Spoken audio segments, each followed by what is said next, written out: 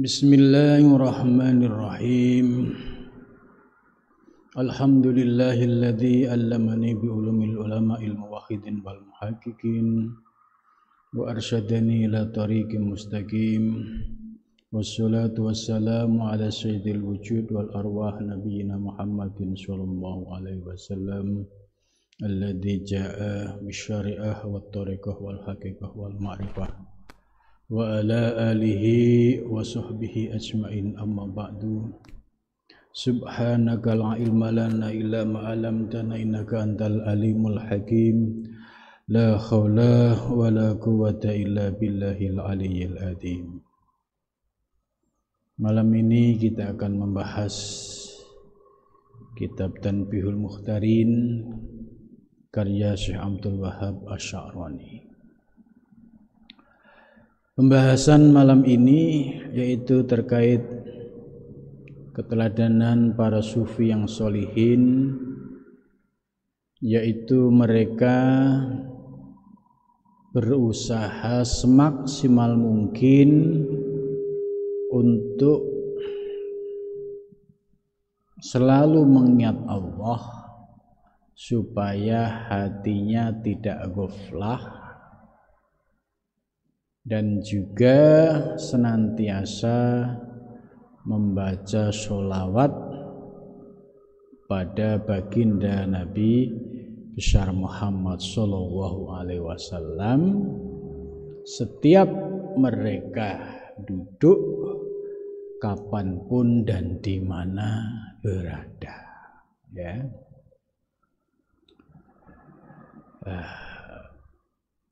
Keteladanan ini menjadi penting bagi para salik, bahwa kita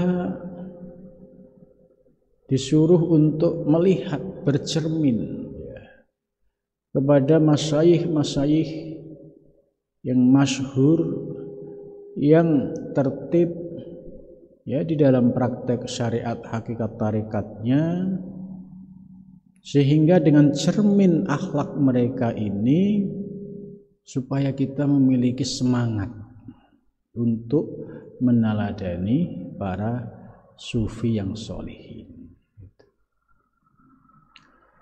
Qala musannif rahimahullah wa nafa'na bihi wa bi ilmi fid dharaini amin ya rabbal alamin.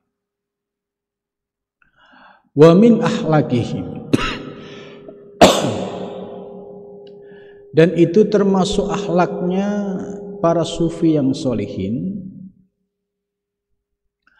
Radhiya, semoga meridhoi siapa Allah anhum kepada mereka.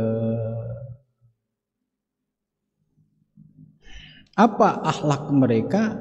Itu adamu ghaflatihim, tidak adanya ghaflah mereka, an dzikrillahi, dari mengingat Allah.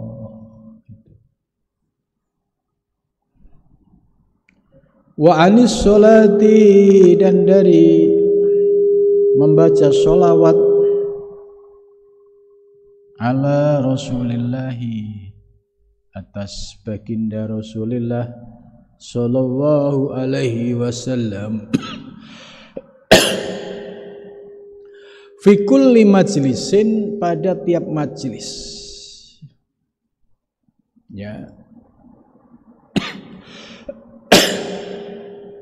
Jalasuhu, ya, di mana mereka duduk itu. Jadi akhlak dari para sufi yang sholihin, ya, yaitu mereka senantiasa mengingat Allah, ya, baik dengan zikir sir maupun zikir khafi. Supaya apa? Supaya hatinya tidak lalai.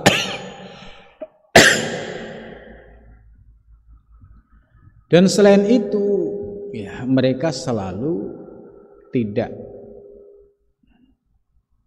berhenti membaca sholawat kepada baginda Nabi besar Muhammad sallallahu alaihi wasallam. Jadi kita yang hidup di zaman modern ya seperti sekarang ini, apa yang telah dicontohkan oleh para sufi yang solihin masih relevan ya. Kita bisa mengamalkan zikrullah ya, dimanapun kita berada, di kendaraan ya juga bisa, di kantor juga bisa ya, ya dimanapun kita bisa. Yang penting kita bisa menyesuaikan dengan keadaan ya, jangan seperti orang mabuk ya. Orang mabuk itu ketika memahami teks ini, oh iya para sufi itu kemana-mana selalu zikrullah. Nah, kalau orang yang masih terikat dengan kerja, ya ikuti aturan kerja. Nah, di dalam kerja kita, ya kita manfaatkan untuk diisi dengan zikrullah. Toh zikrullah itu ya tidak membutuhkan ruangan, tidak membutuhkan apapun. Yang penting hati kita ada kesadaran untuk mengingat Allah dan membaca sholawat Nabi. Gitu.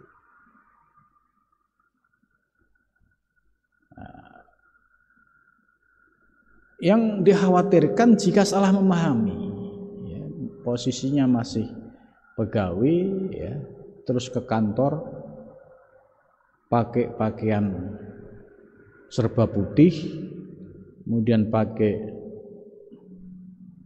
udeng-udeng ditambah pakai tasbih ya, kemana-mana pakai tasbih ya, akhirnya nggak kober ngerjain tugas-tugas di kantor. Nah, pemahaman yang seperti ini tidak tepat. Karena yang dimaksud oleh mu'alif an-dzikrillah itu bisa dilakukan ya sambil kerja, sambil ngetik, sambil nulis, itu bisa. Karena ada dzikir syir, yang penting hatinya selalu ingat kepada Allah. Tanpa harus tadi demonstratif, pakai pakaiannya serba putih, pakai udeng-udeng, kemana-mana pakai tasbih. Tidak seperti itu. Itu justru ini bermasalah. Kenapa? Ya karena nabrak aturan kantor. Terus potensi lagi dengan pakaian yang seperti itu, ya ujung-ujungnya pasti riya. Riya itu terus ujub. Setelah ujub pasti kibir, ya, itu sudah rumus. Maka lebih baik kita menyembunyikan diri. Ya, apapun profesi kita, ya dzikrullah, ingat kepada Allah itu bisa kita lakukan. Ya, baik ketika sedang menjalankan aktivitas, ya, atau sedang santai. Itu. Nah, ini keteladanan ini menjadi penting.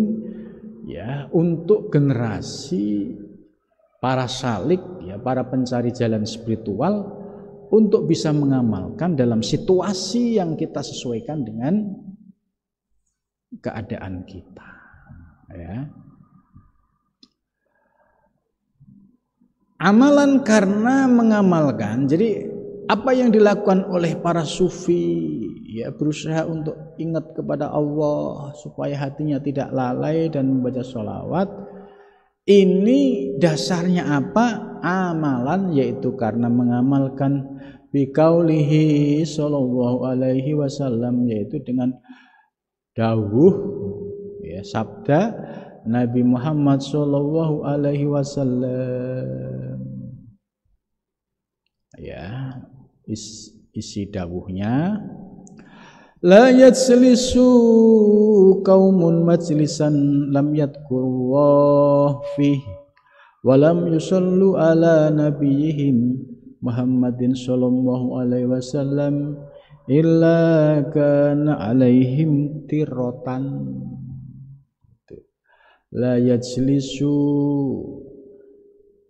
tidak duduk siapa kaum ya, majlisan dalam tempat, ya majlis dalam satu majlis, ya. Jadi seorang kaum tidak duduk pada satu majlis, ya tentu majlis zikir, majlis ilmu. Kemudian di situ lam yadhkuru, mereka tidak mengingat Allah pada Allah fi, di dalam majlis. Ya, tidak ada aura yang memberikan energi positif untuk berzikrullah. Itu. Walam yusallu ala nabihim, dan mereka tidak bersolawat ala nabihim, atas nabi mereka, yaitu Muhammadin sallallahu alaihi wasallam, yaitu Nabi Muhammad sallallahu alaihi wasallam. Illa kana, kecuali ada alaihim, atas mereka, tirotan, yaitu penyesalan. Ya, jadi ini menarik untuk dihafal hadisnya supaya kita selalu ingat, ya, la yajlisu qauman majlisan lam yadhkurullah fihi walam yusallu ala nabiyihim illa kana alaihim tirotan ay hasrotan. Jadi majlis yang tidak disertai zikir kepada Allah dan bersolawat kepada Nabi, tidak ada lain majlis tersebut tidak akan memberikan manfaat, ya, kecuali tirotan, penyesalan. Itu artinya tidak ada energi positifnya. Sementara ada hadis lain, ya, majalasa, seseorang tidak duduk pada satu majelis kecuali zikir kepada Allah. Dalam hadis lain ini, maka akan dikepung oleh para malaikat dan juga akan diguyur, yaitu dengan rahmat Allah. Jadi majelisnya itu dipenuhi oleh para malaikat dan diguyur dengan, yaitu rahmat Allah. Ini majelis ilmu yang digunakan untuk zikir kepada Allah Subhanahu wa ta'ala. Maka majelis yang tidak digunakan untuk zikir tadi, ya, aitaba'atan wa nuqsun yaumal qiyamah. Yang ada ya penyesalan di hari kiamat nanti. Oh, kenapa dulu waktu saya hadir di satu majelis isinya hanya ngobrol ngalor ngidul, ya, sama sekali nggak ada untuk ngajak zikir, apalagi untuk baca sholawat Nabi. Kenapa dulu begitu? Gitu. Jadi penyesalan yang dilakukan di hari kiamat ini ya hanya sia-sia. Wa amalan, dan mengamalkan aidzon, begitu juga bi qaulihi sallallahu alaihi wasallam, dengan sabda Nabi sallallahu alaihi wasallam. Ini dasar yang kedua yang dijadikan sebagai pedoman para sufi, dimanapun duduk hendaklah selalu ingat kepada Allah. Laisa yatakhassaru ahlul jannah illa ala sa'ah marad bihim lam yadhkurullah fihi. Laisa, tidak ada yatakhassaru, menyesal sapa ahlul jannah, ahli surga, illa ala sa'atin, kecuali atas satu waktu, marad yang lewat, bihim dengan mereka, lam yadhkurullah fiha, lam yadhkuru, mereka tidak mengingat Allah pada Allah, fiha, di dalam majlis itu. Jadi ahli surga nanti tidak ada penyesalan ya, kecuali pada saat dia hadir di satu majelis dia tidak ingat Allah. Ini nanti penyesalan ahli surga ya ketika sudah di alam barzakh. Itu. Jadi karena itu ya kita semakin tambah yakin ya, tambah kuat bahwa kita selesai ngaji selalu ditambah dengan zikir nafi isbat ya. Begitu juga ketika kita selesai sholat maghrib subuh juga selalu zikir nafi isbat ya. Menurut hadis ini ya memiliki manfaat yang sangat istimewa. Jadi artinya bahwa nanti pada hari kiamat kita merasakan efeknya, dampaknya. Oh iya, buah dari istiqomah zikir nafi isbat pada saat di dunia ternyata bisa dipetik di akhirat. Maka alangkah menyesalnya orang-orang yang hadir di satu majelis tapi tidak ingat Allah Subhanahu wa ta'ala. Itu. Wa kana Al-Hasan Al-Basri, Hasan Al-Basri, dan ada siapa Hasan Al-Basri rahimahullahu taala, rahimahu semoga merahmatinya siapa Allah taala maha tinggi. Yaqulu berkata siapa Hasan Al-Basri, qad khaffafallahu ta'ala alaina biqaulihi azza wa jalla. Ya, yaqulu berkata Hasan Al-Basri, qad khaffafa, sungguh telah meringankan siapa Allah taala maha tinggi alaina atas kami biqaulihi dengan firman-Nya Allah azza wa jalla. Itu. Apa firman Allah?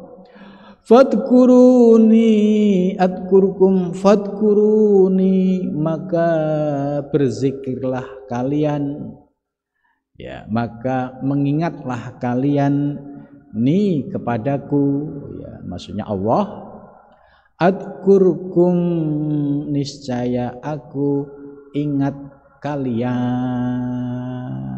Itu. Jadi ini ya firman Allah ya merespon terkait orang yang ahli zikir. Jadi fadkuruni maka berzikirlah kalian, maka mengingatlah kalian nih kepadaku, kepada Allah ya. Ya, kita pada saat tadi selesai ngaji kita zikir, selesai sholat kita zikir, maka adkurkum, aku juga bakal eling mengingat kalian semua. Itu. Jadi tidak ada ruginya orang yang hadir di majelis ilmu dan majelis zikir, karena direspon langsung oleh Allah. Ketika kalian mengingatku, aku juga akan ingat kalian. Itu. Walam yahus makanan tuna makanin, dan tidak dikhususkan pada satu tempat ya, bukan tempat lain. Walau annahu, dan andai sesungguhnya Allah taala ayyana laka makanan, ayyana mengkhususkan atau menentukan lana bagi kami makanan pada sebuah tempat, nadkuruhu, kami mengingatnya, mengingat Allah fihi di dalam majlis, lakana niscaya ada al-wajib, wajib alaina atas kami, as-safaru, pergilah pada makan. Jadi untungnya ayat fadkuruni adkurkum ini tidak ada penjelasan secara khusus soal tempat zikir gitu. Artinya apa? Terbuka, zikir itu bisa dilakukan di mana saja. Ya, di rumah, di dapur, ya, sambil cuci itu pun bisa. Begitu juga yang ngantor, ya, sambil kerja, hatinya selalu ingat Allah, itu juga bisa. Ya, di kendaraan dimanapun itu bisa dilakukan. Dan ini adkurkum, Allah merespon langsung, Allah juga ingat pada orang-orang yang ahli zikir. Nah, andai misalnya ada ketetapan Allah harus datang ke majelis ini lakana alaina safar, lakana wajib alaina safar. Ya. Untungnya tidak ada pengkhususan soal tempat. Andai misalkan ada, ya kita wajib untuk datang. Walau kana masyirat alfi sanah, walaupun perjalanannya itu 1000 tahun, gitu. Tetap harus kita kejar. Kenapa? Karena pada saat kita zikir di sana, adkurkum, Allah itu juga akan menyebut kita, akan mengingat kita. Kama sunna ta'ala, sebagaimana melakukan siapa Allah Ta'ala Maha Tinggi fi doa innasi, pada doa pada manusia, ilal ka'bati, kepada Ka'bah. Ya, fi doa innas, dalam mengundang manusia, ilal ka'bati, kepada Ka'bah. Falahu, maka bagi man, alhamdulillah ala kulin, ya segala puji bagi ala kulli halin, atas tiap-tiap keadaan. Itu. Jadi menurut Syekh Hasan Al-Basri, ya, andai misalnya ada ketetapan harus hadir dalam satu majelis zikir, ini hukumnya kita wajib untuk hadir. Itu.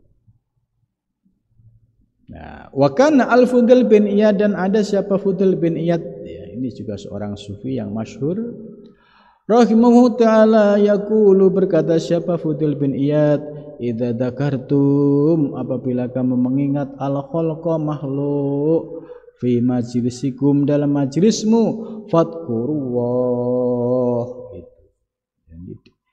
Jadi Syekh Fudail bin Iyad ini mengingatkan, kalau dalam satu majlis kok obrolannya itu soal makhluk, soal urusan dunia, ya harus ada yang mengingatkan supaya fadhkurullah, supaya ada yang mengajak bareng-bareng untuk mengingat Allah Subhanahu wa ta'ala. Fa innahu dzakarahu tawa'u li dzikril khalqi, maka yang demikian itu bisa menjadi obat, ya, untuk li dzikril khalqi, untuk mengingat makhluk. Waqad kana, dan sungguh telah ada siapa Ibrahim bin Adham rahimahu ta'ala, yustaratu ala man yuridu majalisatahu alla yahfil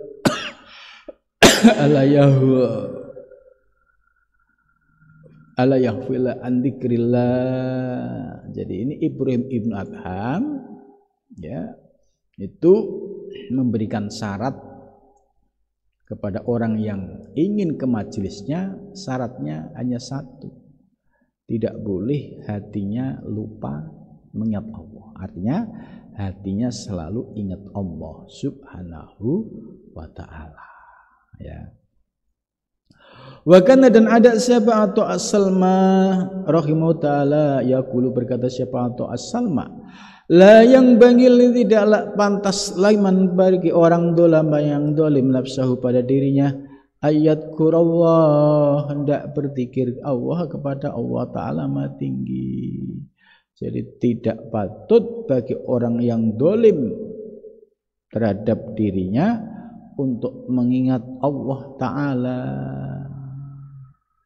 illa, ada pengecualian, ya, ada istisna, illa ba'da taubati, kecuali setelah taubat, itu, wal istighfari, dan istighfar. Ini maksudnya, ya, misalnya ada orang yang ahli maksiat, ya, ahli judi, ya, ahli, semua kemaksiatan itu menjadi aktivitas rutin sehari-hari. Nah, orang yang seperti ini nggak pantas kalau ujuk-ujuk datang ke majelis ilmu, gitu. Jadi nggak pantas.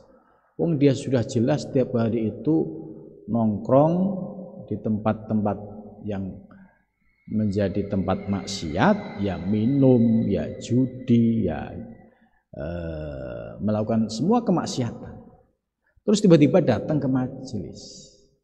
Ini layang bangi, kurang pas, kurang baik. Nah, terus baiknya bagaimana? Illa ba'da taubati, ya seharusnya kalau mau datang ke majelis, ya mbok taubat dulu. Ya, taubat dulu dengan taubatan nasuha. Paling tidak sudah seminggu ini bisa menahan diri tidak datang ke tempat maksiat.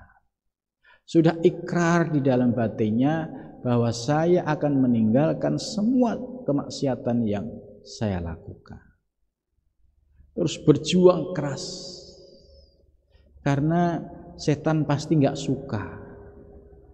Nah, ketika ada tipu daya setan, ya, kemudian dia bisa menahan wanahan nafsa anil hawa, nah, barulah ya mereka merasakan kenikmatan taubat itu. Jadi bukan taubat sambal. Taubat sambal itu ya, taubat nanti diulang lagi. Nah, di sini ila ba'da taubat, kecuali setelah taubatan nasuha. Wal istighfar, dan istighfar memohon ampun kepada Allah. Ya, caranya bisa dengan memperbanyak baca istighfar. Kalau Kanjeng Nabi, ya, manusia yang maksum, terjaga dari kemaksiatan aja, tiap hari nggak lepas dari sab'ina marah, 70 kali zikir istighfar, apalagi kita, apalagi yang pendosa itu. Maka bisa istighfarnya 100, 300, 1000 itu. Karena itu yang layak untuk dilakukan. Jadi mohon ampun kepada Allah itu dilakukan secara serius.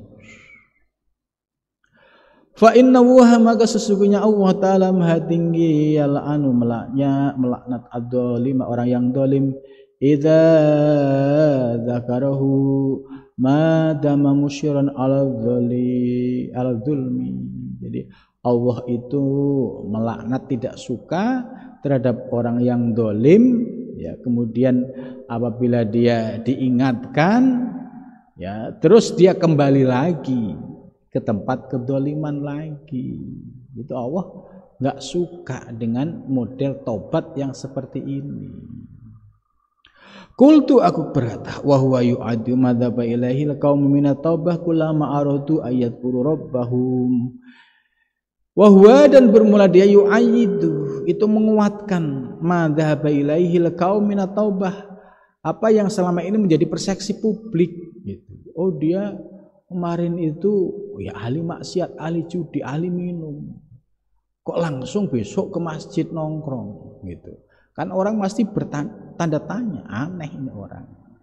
Nah, ada tahapannya, ya, paling tidak ya dia sudah benar-benar menyatakan taubatan nasuha dan istighfar, dan benar-benar sudah seminggu, 2 minggu, sebulan sudah tidak ke tempat maksiat lagi.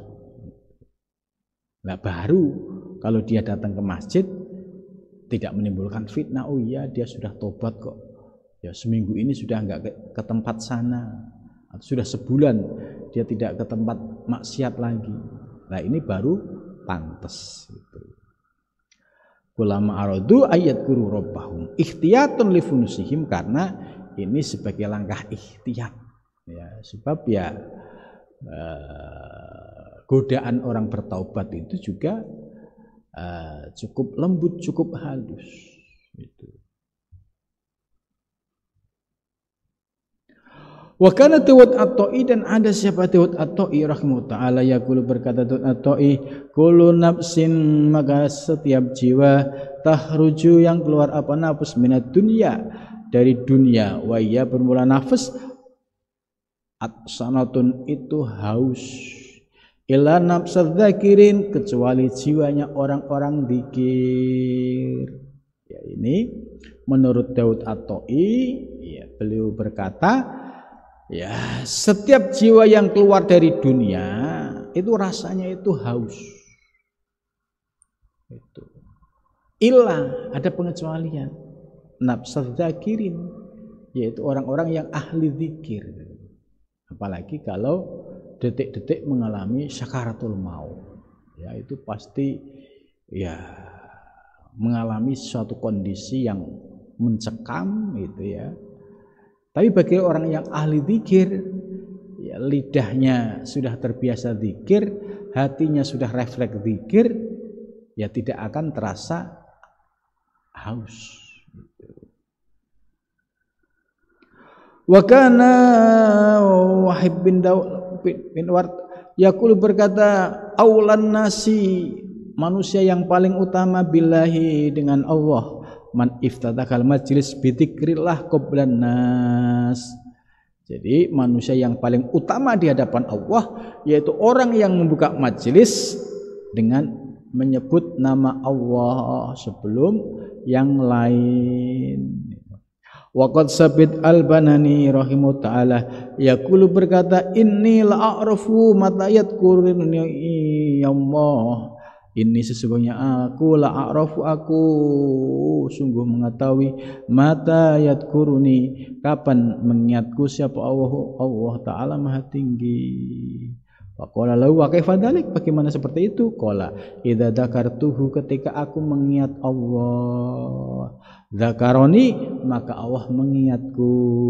Qala ta'ala, sebagaimana dijelaskan dalam firman Allah, fadkuruni, maka hendaklah zikir kepadaku, adkurkum, niscaya aku mengingat kamu, ya ahli zikir.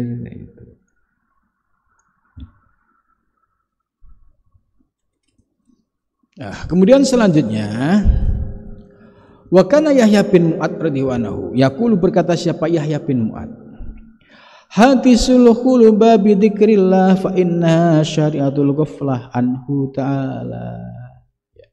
Yahya bin Mu'ad mengingatkan, ya, hadisu, perbaurilah, al-quluba, hati, bi dzikrillah, dengan zikir Allah. Jadi zikir Allah itu terus dilakukan secara kontinu. Fa inna syari'atul ghaflah, karena hati itu cepat lalainya, itu cepat syari'atul ghaflah anhu, dari Allah Subhanahu wa taala. Wa kana Wahab bin Munabbah, dan ada siapa Wahab bin Munabbah radhiyallahu anhu yaqulu berkata, wa aziban, aku kagum sekali, minan nasi, dari manusia, ya beguna, mereka menangis, alaman, atas orang mata yang mati, siapa, man jasaduhu, jasadnya, wala yabkuna, dan mereka tidak nangis, alaman, atas orang mata yang mati, qalbu, hatinya, ma'anu asyadu, padahal itu lebih parah gitu. Jadi kaget, ajaban, kaget banget, kagum banget.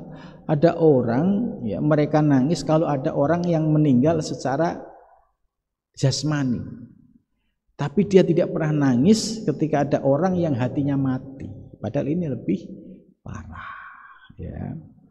Wa kana Bashar bin Mansur rahimahullah ta'ala yuqallilu min mujalasatin nas, ya, beliau itu menyedikitkan, ya, kumpul dengan banyak manusia. Wa yaqulu, dan berkata, al istima'u, bermula kumpul bin nasi, dengan manusia, makhalul lil ghaflah, itu tempatnya kelalaian, ya, artinya jangan terlalu banyak berkumpul bergaul dengan majelis-majelis yang tidak ada manfaatnya. Wa wahima jalasa indi ahadun illa waraitu tarkam mujalasatihi kanat khairan li walahu. Beliau menyampaikan bahwa demi Allah, Ya, seseorang tidak duduk besertaku kecuali aku melihat ya meninggalkan majelisnya itu lebih baik bagiku dan baginya. Wallahu a'lam bishawab.